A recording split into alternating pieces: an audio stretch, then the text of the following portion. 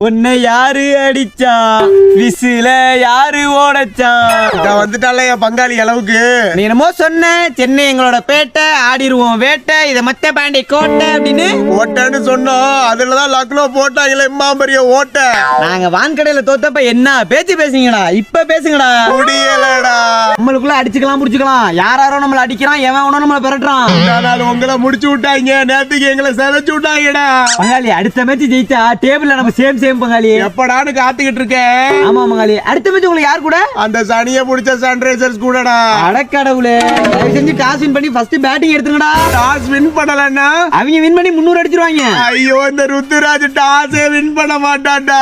ரொம்ப இரும்பாக்கிக்கடா மஞ்சமாக்கா அடமல அடிச்சு வெளுத்து வாங்க போதுடா. அந்த பரம்பரையா இருந்த நம்மள அடிமையாக்கிட்டாங்களடா.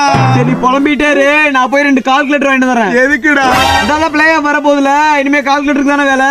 ஐயோ